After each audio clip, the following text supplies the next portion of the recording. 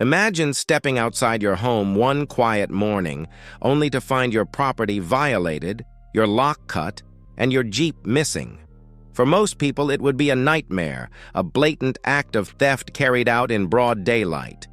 But what if I told you this wasn't the work of a criminal in the shadows, but someone who lived just down the street? Someone who believed she had power over others simply because of a position in the neighborhood HOA. And the Jeep she so confidently claimed as her own? It wasn't just any vehicle. It belonged to an undercover police task force. The neighborhood looked perfect from the outside. Rows of neatly trimmed lawns, mailboxes standing like soldiers, and a homeowners association that promised order and community pride. But beneath the surface, it was a different story. For residents of color, the HOA wasn't a body of neighbors helping neighbors. It became a tool of surveillance, control, and thinly veiled racism. Every decision, every complaint, every fine seemed aimed at those who didn't fit the mold. The main character in this story had lived in the neighborhood for a few years, quietly, respectfully, and with pride in their home. But they were constantly reminded that they were being watched.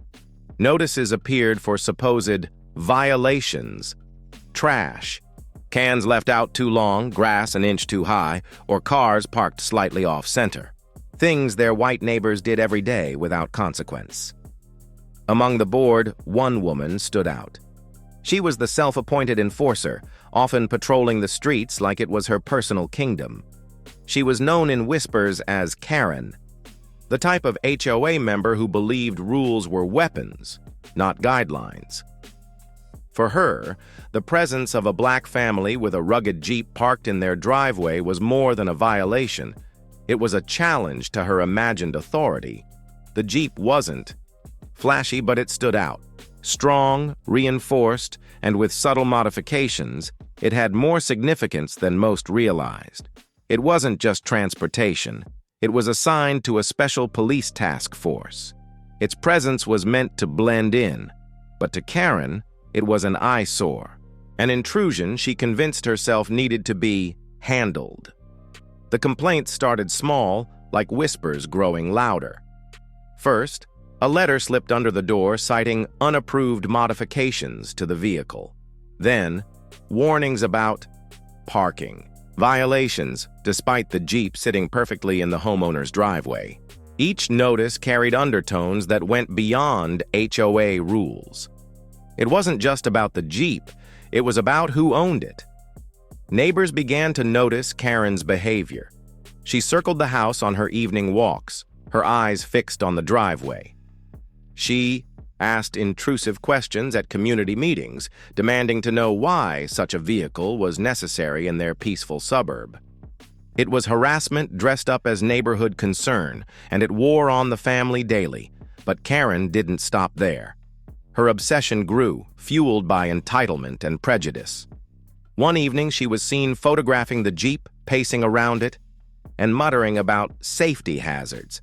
In her mind, the vehicle didn't belong, and because she didn't approve, she decided it had no right to exist in the community. The family grew uneasy.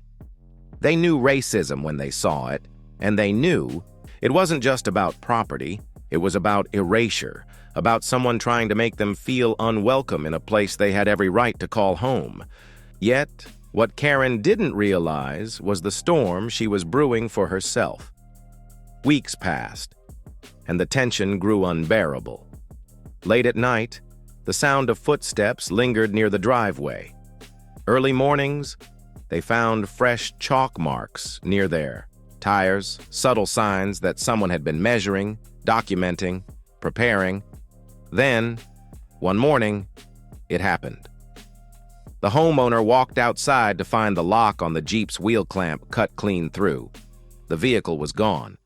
Karen had taken matters into her own hands, orchestrating what she believed was a righteous act of HOA enforcement. She had crossed a line most people wouldn't dare approach, stealing someone else's property in broad daylight.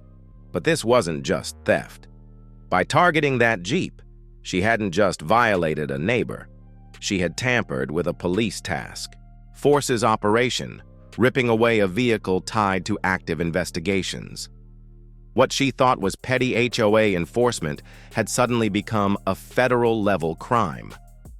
Within hours, the neighborhood buzzed with confusion. The family stood outside, shocked and furious, trying to process what had just happened. But the silence didn't last long. Police vehicles pulled into the subdivision, unmarked cars mixed with official cruisers. Officers spread across the street, speaking in urgent tones, their presence impossible to ignore. Karen's triumph was short-lived. Believing she had won, she strutted into the HOA office later that day, boasting about finally getting rid of that junkyard car. But she didn't know who was waiting for her. Task force officers stepped forward, demanding answers. Her face drained of color as they explained the gravity of her actions. What she thought was a neighborhood issue was, in reality, interference with law enforcement. That Jeep wasn't just a car. It contained sensitive equipment, communications, tools, and links to active cases. By cutting that lock, she had endangered lives, compromised operations, and committed theft on a scale she couldn't begin to comprehend. The climax wasn't just about her arrest. It was about the sudden inversion of power. For years, Karen had lorded her imagined authority over neighbors, wielding rules like weapons.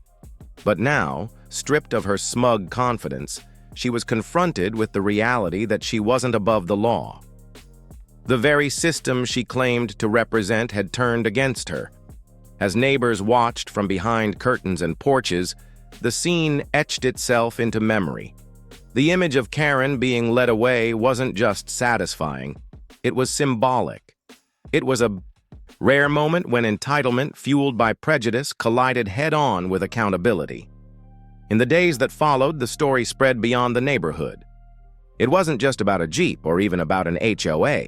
It became a reflection of something deeper, a warning about how racism and unchecked entitlement can spiral into destructive actions. Karen faced criminal charges, and her position on the HOA was stripped. What she believed was power turned into disgrace, her name whispered in ridicule rather than fear. For the family, it was bittersweet. Justice had been served, but the scars of harassment remained, living under constant suspicion, being treated as outsiders in their own community, left wounds that no arrest could fully heal. Yet, there was also empowerment. The task force publicly commended the family for their cooperation, making it clear that their presence in the neighborhood was both lawful and valued. Other neighbors, once silent, began to speak up about Karen's history of targeting residents unfairly. Slowly, the silence of complicity cracked open, and people began to reflect on what they had ignored for too long. The Jeep returned, repaired, and resecured, now standing not just as a vehicle but as a symbol. It represented resilience, the refusal to be erased, and the reality that injustice, when exposed, can backfire on those who perpetrate it. And so the story closed, not with the erasure Karen sought, but with her own downfall. A moment that reminded everyone watching: entitlement isn't authority, and racism disguised as rules is still racism. The question remains: how many more Karens are out there, hiding behind regulations, policies, and associations, waiting to strike? And how long will communities allow them to thrive unchecked? Sometimes it takes a lock being cut, a Jeep being stolen, and a truth being exposed to remind us that accountability, though delayed, is inevitable.